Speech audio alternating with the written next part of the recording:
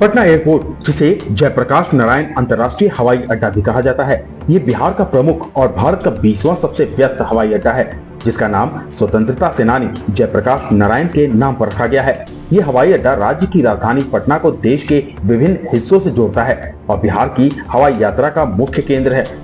पटना हवाई अड्डे की स्थापना 1973 में हुई थी और इसे 2008 में अंतर्राष्ट्रीय दर्जा प्राप्त हुआ। हालांकि ये कहने के लिए अंतर्राष्ट्रीय हवाई अड्डा है, लेकिन यहाँ से एक भी अंतर्राष्ट्रीय उड़ानें नहीं होती थी। हालांकि 1999 तक पटना हवाई अड्डे से केवल एक ही अंतर्राष्ट्रीय उड़ान होती थी, जो कि नेपाल के काठमांडू के लिए थी। लेकिन कंधार में एयर इंडिया के हाईजैक के बाद उसे भी बंद कर दिया गया था। हालांकि सीमित रनवे और बुनियादी ढांचे के कारण यह बड़े विमानों की लैंडिंग में सक्षम नहीं था। पटना हवाई अड्डा अब तक आज से करीब 25-30 साल पहले जैसा था वैसा ही रहा। हालांकि समय समय पर कुछ रेनोवेशन जरूर हुए, लेकिन कुछ खास फर्क नहीं आया और स्वरूप वही रहा।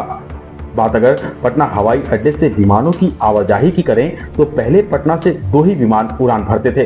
पहला दिल्ली पटना रांची दिल्ली और दूसरा कोलकाता पटना लखनऊ दिल्ली। ये 2 ही विमान पटना से उड़ानें भरती थी। लेकिन धीरे धीरे बढ़ती यात्री संख्या और हवाई यात्रा की मांग को देखते हुए अक्टूबर 2018 में नए टर्मिनल भवन के निर्माण की योजना शुरू की गई। इस परियोजना का उद्देश्य हवाई अड्डे की क्षमता और सुविधाओं को आधुनिक बनाना था। अभी के समय में करीब 40 से 45 फ्लाइट्स उड़ानें भरती हैं, जो कि अब बढ़कर 80 से भी ज्यादा हो जाएंगी। और इसकी वजह है आज प्रधानमंत्री नरेंद्र मोदी द्वारा नए टर्मिनल भवन का उद्घाटन करना। टर्मिनल काफी शानदार बना है। 1200 करोड़ रुपए की लागत से बने इस टर्मिनल का जो क्षेत्रफल है वो 65,155 वर्ग मीटर है, जो पहले केवल 12,000 वर्ग मीटर ही था। यानी 5 गुना से भी ज्यादा अब इसका जगह हो गया है। यह एक साथ 4,500 यात्रियों को संभालने में भी सक्षम है, जिससे हवाई अड्डे की वार्षिक यात्री क्षमता 25 लाख से बढ़कर 1 करोड़ हो गई है। इस टर्मिनल में 64 check in counter, 13 boarding gate, 5 conveyor belt और अत्याधुनिक सुरक्षा प्रणालियां हैं। इसके अलावा 5 एरो ब्रिज और 11 विमान पार्किंग स्टैंड भी हैं, जो विमान संचालन को सुगम बनाते हैं। एयरपोर्ट के अंदर दीवारों पर छठ पूजा की कलाकृतियों और 3D पेंटिंग के जरिए बिहार की सांस्कृतिक विरासत को दर्शाया गया है। पटना हवाई अड्डे से अब बोर्डिंग के लिए फर्स्ट फ्लोर से जाना होगा और पटना लैंडिंग के बाद एग्जिट ग्राउंड फ्लोर से होगा।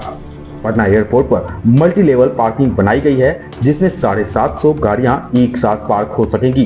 पटना एयरपोर्ट पर पहले सुविधाओं के अभाव में वेटिंग एरिया में भीड़ इतनी ज्यादा बढ़ जाती थी कि कई बार बाहर में यात्रियों के लिए टेंट लगाना पड़ता था।